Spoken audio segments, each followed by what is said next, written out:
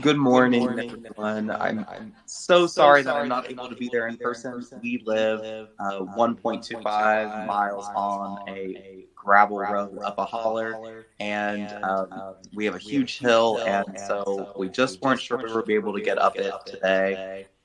But I'm But I'm happy that happy you that all you are all are there. there. Wish I was Wish I there was in there in person with you person as with you as well. well. So I So think I our think our affirmation for affirmation for today today is is really really top of top of mind for mind for me me my whole my life. whole life. Because Because growing growing up, up, my mom my would mom would always always tell tell me me to to be be on the on the light light side. side. She She said, said, the the force is force is strong strong within you, within you, Ry-Gon. That Ry-Gon. was one That of was one of my my nicknames. nicknames. And And she she said, said, you you really really have have to to choose this choose this light side light instead of side the instead of dark the side. dark I can side. I feel can the feel the pull pull within within you you to to want to want pull to pull you you one side one or the side or the other. other. And you And really you really have have to to pay pay attention attention to to how you how feel you feel inside inside and what's and going what's on going on around you and around kind you of and kind of navigate that. navigate that. And of And course, of as a course, as a kiddo, you're kiddo, just you're like, just like, oh, she oh, just she needs to just be needs to be good. She just good. She wants me just to wants be me to good be today good or today or tomorrow tomorrow or or whatnot. whatnot. But she could But she really could feel really this feel this pull within pull me, within this me, this tug. tug. And over And over time, time, that made that made sense to me sense to more me and more more and as more I as I fell into fell the into the darkness. darkness. Um, I, my my first first thoughts thoughts of of ending my ending life my when I life was when I was 6 years 6 years old. old. I I started started drug drug and and alcohol alcohol use when use I when I was was in my in early my early teens teens and and survived survived suicide suicide multiple multiple times times and and really really was was pulled pulled into this into this darkness darkness through through self-loathing. self-loathing. I had I had family family in in rural rural Nashville, Nashville, and they and they were of were a of a certain certain denomination of denomination of Christianity Christianity that that preached preached almost almost everyone went to everyone hell, went to but hell, but especially gay especially gay people people and other and types other of types of people people that weren't in that hell. weren't in hell.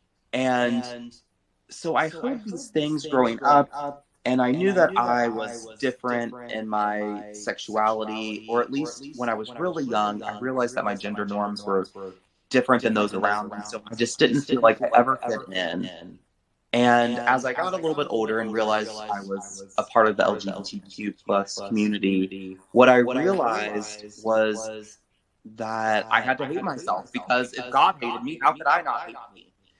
And And of of course, we know course, we know that's not that's not true. true. And And now, but now, we but didn't we know didn't that know that growing up. growing up. And And my my sweet sweet little little self, self, and and even even sometimes my sometimes my current inner current inner child child struggles with struggles with this this because I had because I heard had that heard that so much so much growing up, growing that up, that rhetoric. rhetoric.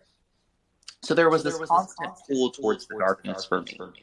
And And what I what I realized as realized I as I watched watched these these movies and movies read and these read these books, books, such as such as Star Star Wars and Wars and Harry Harry Potter, Potter, I I started started to to see see Darth Darth Vader. Vader. Of Of course, if course, you if know you anything know about anything Star about Star Wars, you Wars, know he you know he started out started as out as Anakin Anakin Skywalker. Skywalker. And he was And he such was a such a pure, pure, innocent, innocent, kind, kind, very very powerful. powerful, and very much full of love. And he then transformed over time through connecting with his dark aspects of himself into Darth Vader. And we see this with Voldemort and Harry Potter.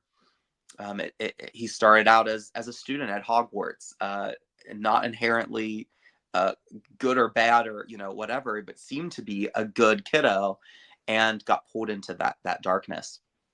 And I started to resonate with that on a deep level as I was trying to figure out who I was.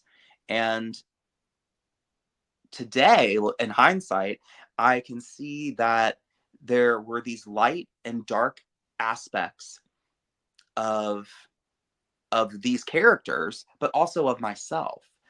And eventually, I was able to get sober from opioids, and that was about 12 years ago.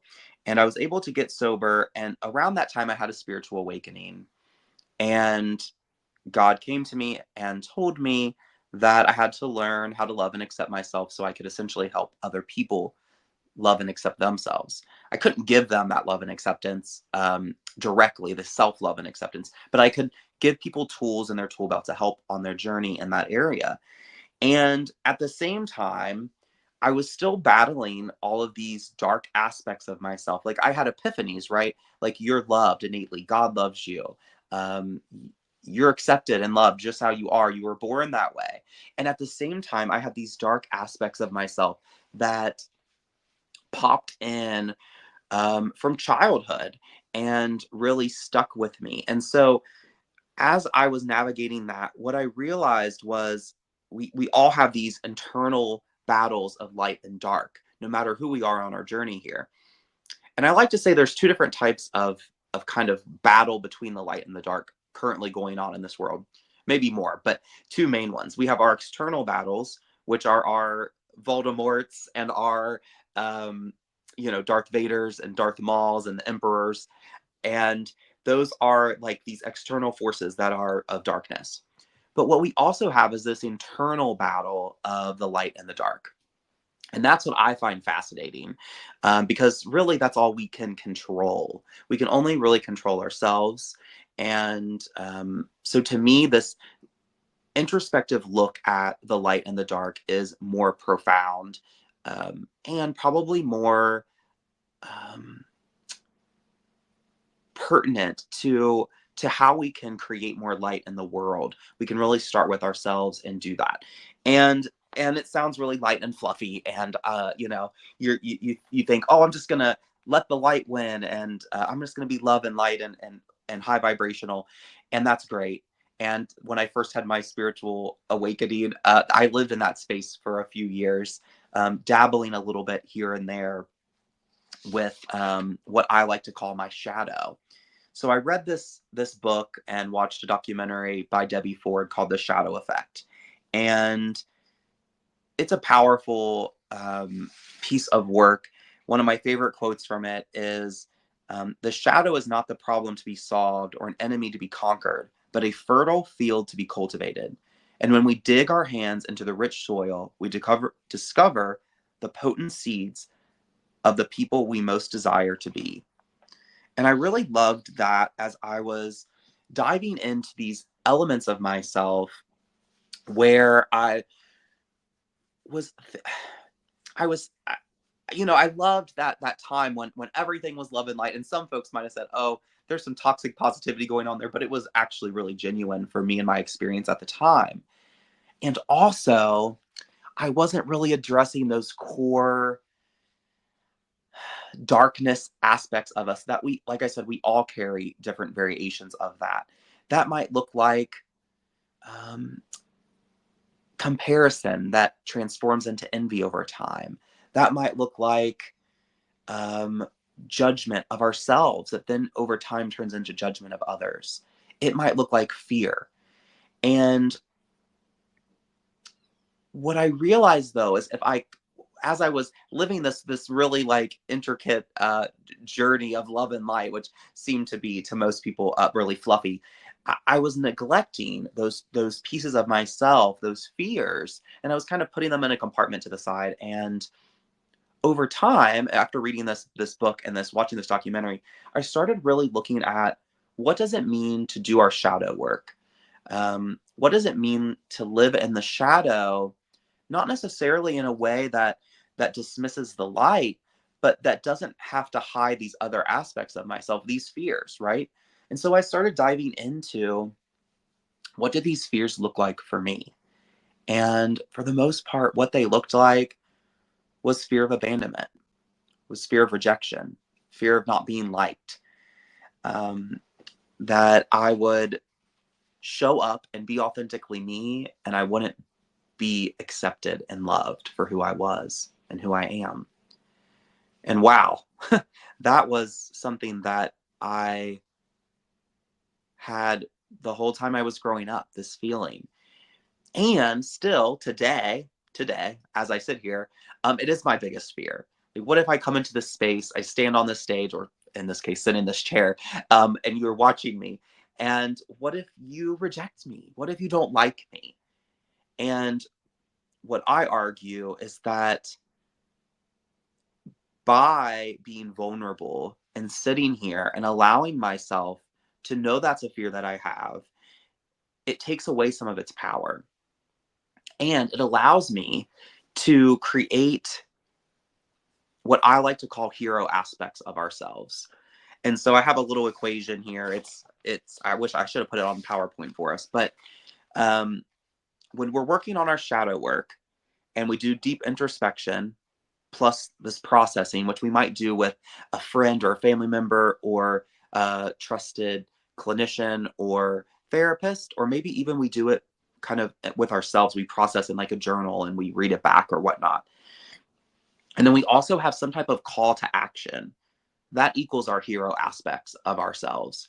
And so for me today, as I sit here facing my fear, these darker aspects of myself mixed with the lighter aspects of myself, of love and light that I embody, um, I'm really doing this hero aspect in this moment because I'm being vulnerable and showing up, and that to me I've realized is one of my hero aspects of myself: storytelling, vulnerability, authenticity, deep connection with people. That isn't just in the love and light, isn't just, leading group meditation, which I love to do in some of my spiritual spaces and communities. It isn't just sitting in meditation. So just like Eckhart Tolle said, it isn't just about sitting and being. It is about that as well. And I do argue that as we raise our vibration internally, we raise the vibration of humanity. And also, we were put here on this planet, I believe, as folks that are here to do some soul work. And you're probably sitting here today because you're called to do some type of soul work on yourself. And I think shadow work is so important to that. And I think in a time and a month when Ahava is celebrating the light, we can't celebrate the light without celebrating the darkness. And not in a way that feels negative. It's in a way that empowers us. And so I think today part of why I'm here is to remind us that we can use and utilize these dark aspects of ourselves that we see as dark, like certain fears, right? Like my fear of being seen, which stems from this fear of rejection, as a way to say, how can I overcome that? How can I integrate that into who I am? That's by showing up and being vulnerable and knowing that I'm beautiful and wonderful regardless of what anyone else thinks of me. And that's really hard and challenging in itself. And it's taken me a decade. I read the book, The Four Agreements by Don Miguel Ruiz, about 10 years ago. And in the last 5 years, I've been working, doing some online workshops and facilitating, using the Four Agreements as a basis for these workshops. And if you're not familiar, I'll just go through them really quick. One of them is be impeccable with your word. Always do your best.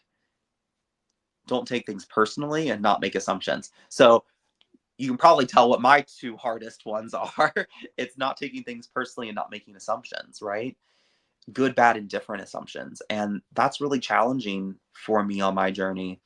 And also, as I did this kind of deep dive into myself, what I learned was this vulnerability was empowering to other people. So I sat oftentimes as the MC for some events that we hosted as a nonprofit up in the northern Kentucky area, in the Cincinnati area. They were called Safe Havens. They were held once a month. And when I was the executive director of this particular nonprofit, we would bring in speakers and guests to talk about certain topics and have kind of roundtable discussions and community discussion and connection. They're beautiful events. And what I realized is after the guest speaker would usually speak, everyone was really shy to share.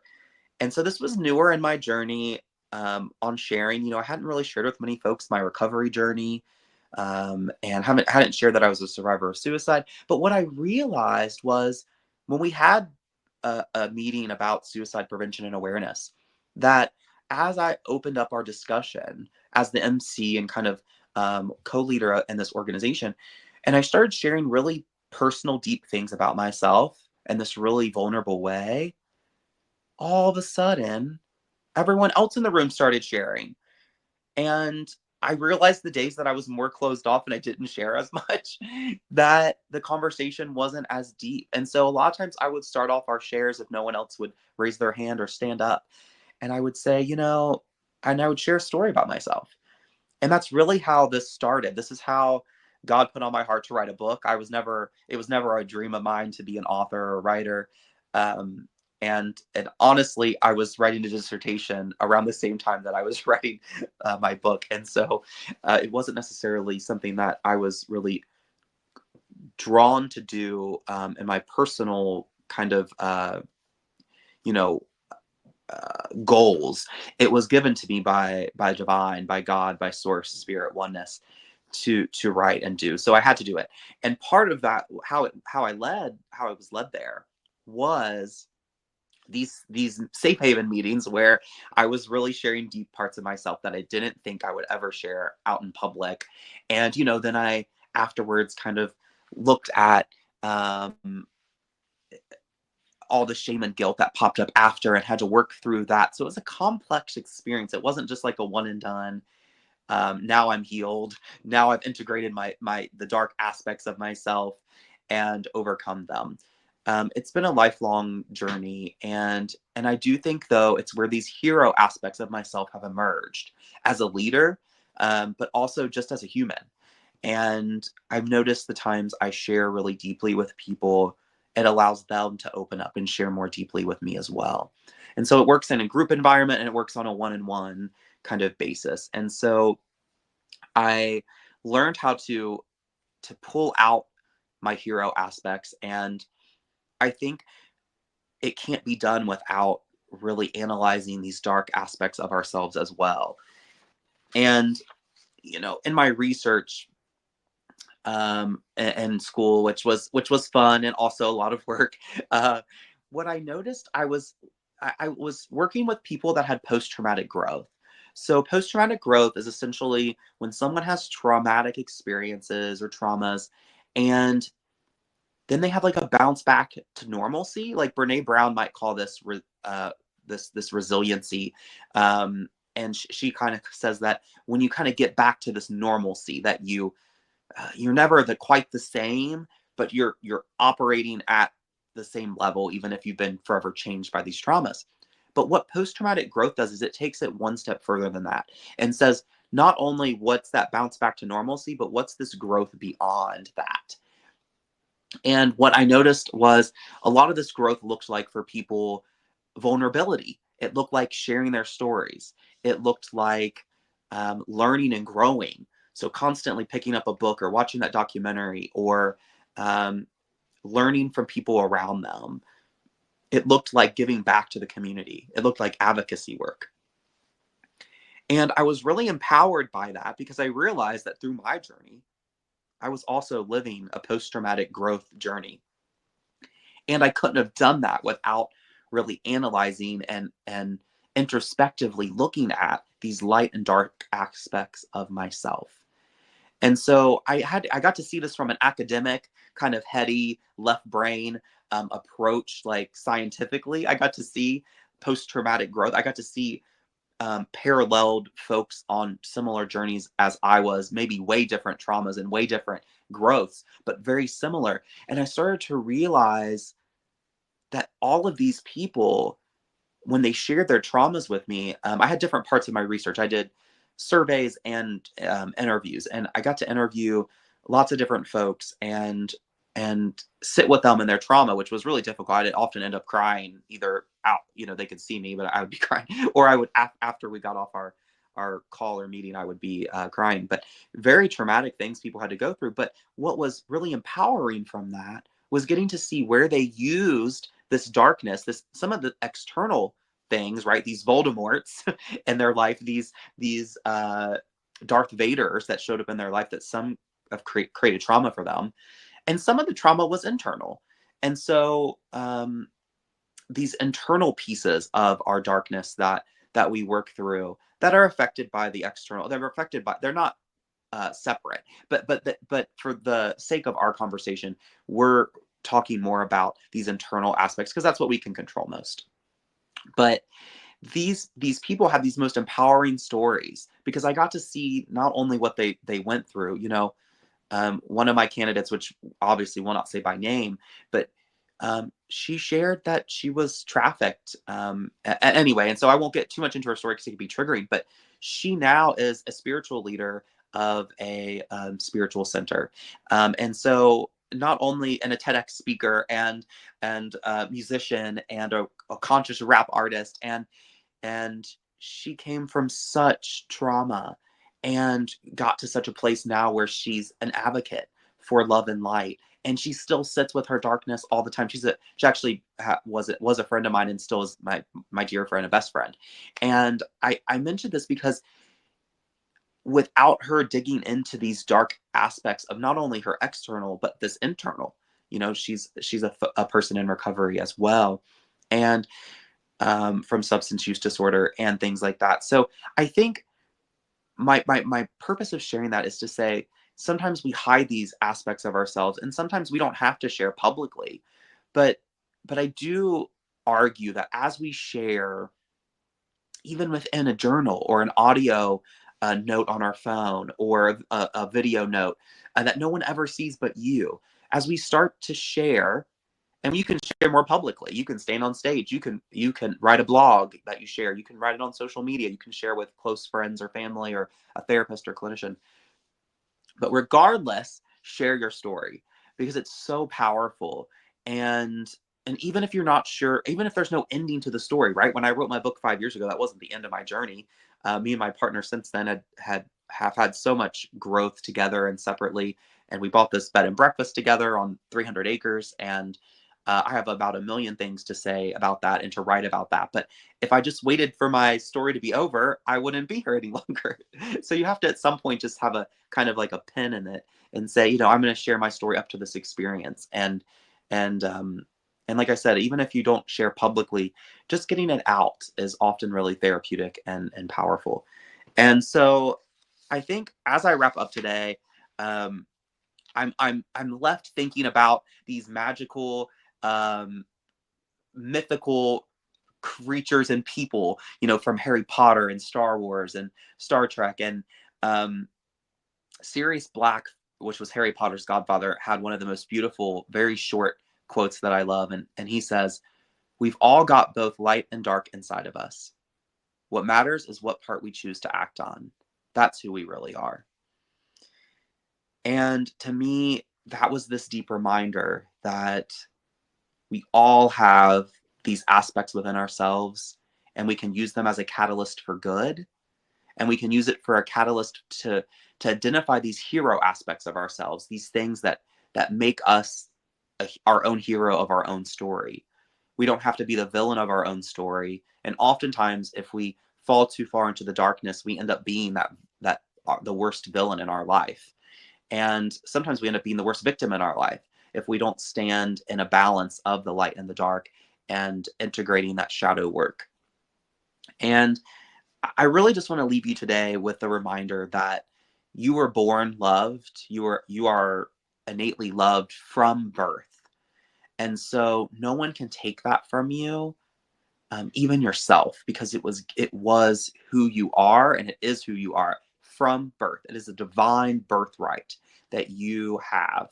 And so as you walk throughout your day and as you walk through this journey of navigating the light and the dark and the shadow, just be reminded that you were born loved and you will die loved, and your soul is always love. And I think, to me, that is the best reminder when I start to get really deep in the shadow work and I feel like maybe I just want to put that in a compartment and never think about that again. And sometimes that is healthy to put things away and say, I'm going to work on that in a little bit. I'm aware it's there, but I can't chip off a million things and get it done. Just one day at a time, one step at a time, one foot in front of the other. It helps me to remind myself, like, I am love. So yeah, I might have missed the mark there. I might have done this, or I did that. I judged that person. Am I judging myself right now? I have a big fear that pops up of maybe being seen or heard, or whatever it may be. Just I pull it back in and say, I know I was born loved. And now I get to love others. I get to love myself. I get to be loved by others. And I get to be the love in the world that I most want to see. And I will leave you with that today. Thank you so much for letting me share. I wish I was there in person to give you all hugs and thank you. I'm honored to be a part of what you are creating there at Havava and the beautiful community that you've built and are continuing to build. And I will send you off with love, and so it is.